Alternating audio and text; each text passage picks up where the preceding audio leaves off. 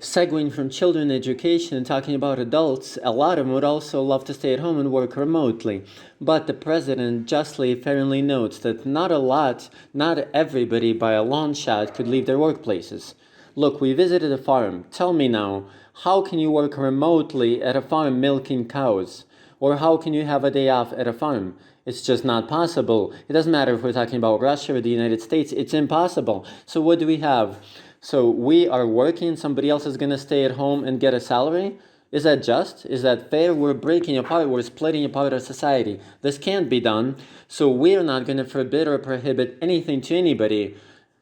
We're not going to put pressure over anyone, especially if we're talking about their life. Look, your life belongs to you. My life belongs to me. So we're going to do as we wish with our lives. But as a government, as a country, we're going to do whatever we can. There have been reproaches towards Mr. Lukashenko and the sports matches that Belarus has never ceased or stopped. And right now, viewers from all over the world are watching. And here's a question. Why haven't we stopped the sports matches? After all, they're mass events. The president has said once and again that an athletic lifestyle, walking outside, are a guarantee of health. That has to do with athletes. What about viewers? Okay, if you like, you can come. If you don't come. The Ministry, for example, of Emergency Situations wanted to come. They're soldiers. Okay, so we gave them a separate booth, separate seats. Why not? In their barracks, they're all together anyways, rubbing elbows. And we had these 3 different companies belonging, 3 soldiers, their bosses, their military leaders. Look at them. Everybody, 10 days have passed. They're all alive and well. I actually got interested. I asked Igor, the head of our administration, I said, observe these soldiers, observe these guys, because so much time have passed, over a week.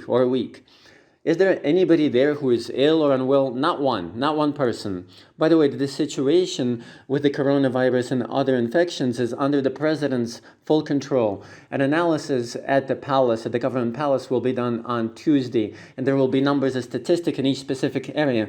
But since we have the governor of Minsk, of the Minsk Oblast with us, we asked him a question. During my trip, my colleagues sent me some statistics and some things over my messenger. There are preliminary data, preliminary information. For example, pneumonia cases last year in the first quarter and this year. What I'm talking about, the number of people on ambulatory treatment and death rates.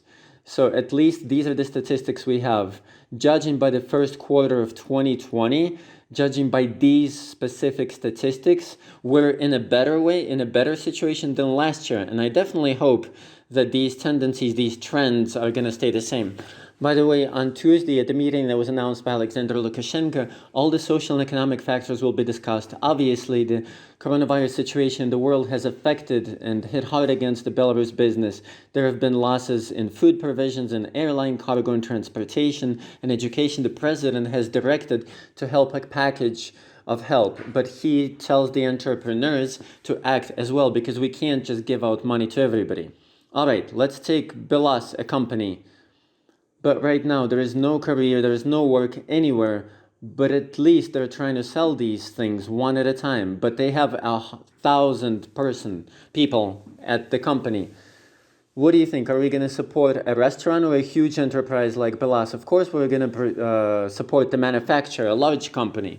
But what I'm saying is, come here to this place and learn how you're supposed to support your own business, your own enterprise. Once again, let me emphasize this. We support only those people who are actually doing something and pull themselves out of the swamp and preserve their own business. Those are the people we're going to support.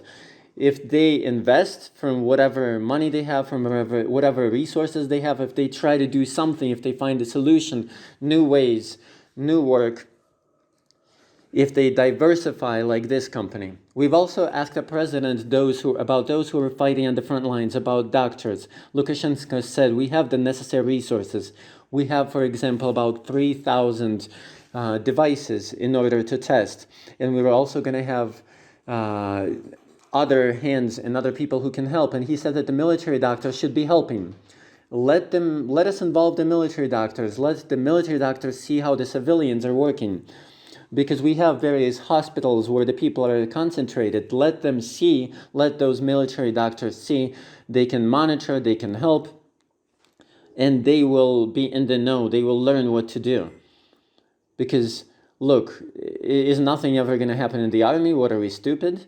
What if there is some sort of a military conflict? They'll be the first ones on the front lines. So it's also training for them, for the military doctors. And it's also help for me. The president assures us that the situation in the country is not going to get much worse because it's under control from the very beginning. We're pinpointing the situations that needs to be. We're guarding and we're limiting the borders. We're not using horrible measures, but it does not mean that we're not fighting against the virus.